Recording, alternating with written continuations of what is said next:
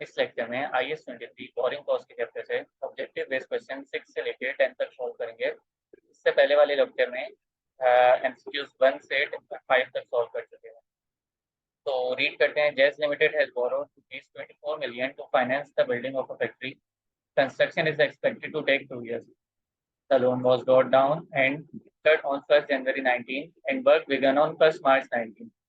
10 million of the loan was not utilized until 1st July 19, so JL was able to invest it until needed. JL is paying 8% on the loan and can invest surplus fund 6%.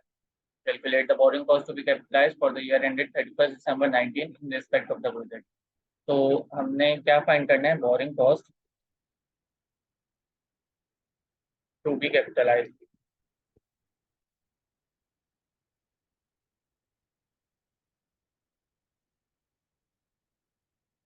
तो boring cost to be capitalize find करने के लिए 24 million की loan की amount थी। 24 million की loan की amount थी। इसके ऊपर जो हमने जो हमारा रेट लगेगा वो है 8% का। JL is paying 8% on the loan, तो 8% का हमारे पास रेट है। अब हमें मंथ्स फाइंड करने हैं कि कितने मंथ तक आउटस्टैंडिंग रहा हमारे, मतलब कितने मंथ्स का जो है इस ईयर में 2019 में एसेट की कॉस्ट में लेके जाने, वो हमने फाइंड करना है। तो मंथ्स यहाँ पर फाइंड कर लेते हैं, वर्किंग कर लेते हैं। सिमिलरली यहाँ से borrowing cost to be capitalise से हमने लेस करनी होती है इन्वेस्टमेंट इनकम। इन्वेस्टमेंट इनकम क्या चीज़ है? ये जो हमने लोन लिया 24 मिलियन का, इसको जो सरप्लस फंड होता है वो इन्वेस्ट कर देते हैं, वहां से इन्वेस्टमेंट इनकम आती है। तो वो इन्वेस्टमेंट इनकम नेट ऑफ करके हमने लेके जानी होती है एसेट की कॉस्ट में। तो इन्वेस्टमेंट इनकम की जो अमाउंट है वो दी हुई है 10 मिलियन की।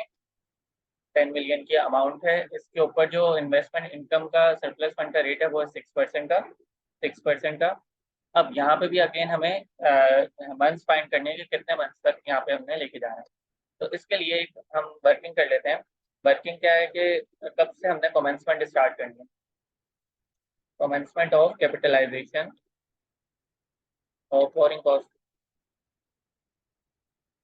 तो वो हमने स्टार्ट करनी होती है लेटर ऑफ डेट से। कौन कौन सी डेट में? लोन रिसीव, कि जब हमें लोन रिसीव हुआ। कंस्ट्रक्शन स्टार्टेड, फिर जब कंस्ट्रक्शन स्टार्ट हुई। और फर्स्ट कंस्ट्रक्शन पेमेंट, कि जब हमने फर्स्ट कंस्ट्रक्शन पेमेंट करी। इन तीनों में से जो लेटर ऑफ डेट वाली होगी उससे हमने कमेंसमेंट स्टार्ट करनी है।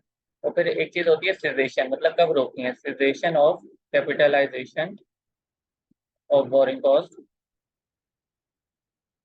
कब हमने रोकनी है सिजेशन?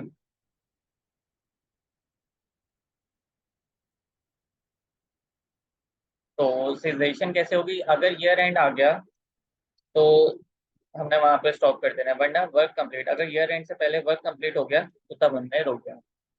तो ईयर एंड और वर्क कंप्लीट देखते हैं क्वेश्चन में क्या क्या डेट्स गिवन है। द लोन ड्रॉन हुआ है किस दिन? हमने लोन लिया 1 जनवरी 19 को, तो लोन रिसीव हुआ है 1 जनवरी 19 को। तो डेट पे देते हैं। उसके बाद बता रहे हैं कि वर्क बिगिन हुआ है 1 मार्च 19 को। कंस्ट्रक्शन कब से स्टार्ट हुई है? 1 मार्च 19 से। उसके बाद फिर हमें बता रहे हैं कि ये सरप्लस फंड हमने यूटिलाइज कर दिए हैं 1 जुलाई 19 तक। और यहाँ पे मतलब वर्क भी कंप्लीट नहीं हुआ और ईयर एंड आ गया 31 दिसंबर 19। तो ईयर एंड यहाँ पे आ गया 31 दिसंबर 19।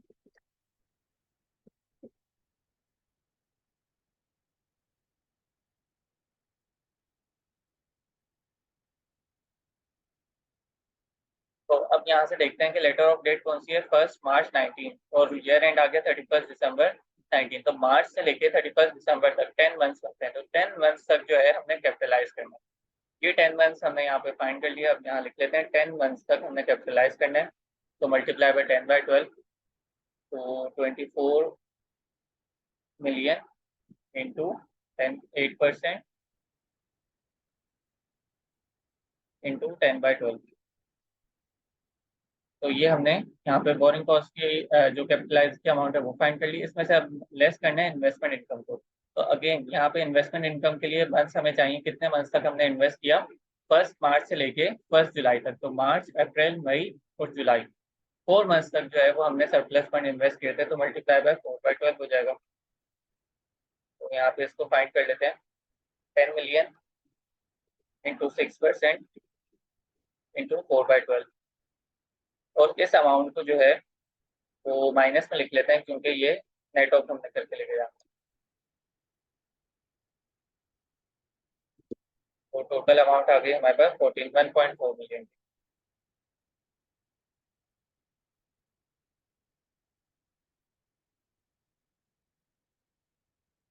तो ये हमारे पास आंसर हो गया, ऑप्शन ए इसमें करेक्ट हो जाएगा। तो सिंपल सा था, बस ये एक हमने वर्किंग कर ली। वैसे तो ये अगर प्रैक्टिस इसमें अच्छी हो जाए तो डायरेक्ट भी कर सकते हैं, ये सब कुछ लिखने की जरूरत नहीं है पेपर में।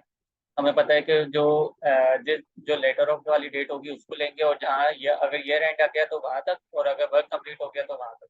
इन डेट में जो भी डिफरेंस जितने भी मंथ्स बन रहे हैं वो हमने कैपिटलाइज करना है, तो वो हमने नेक्स्ट क्वेश्चन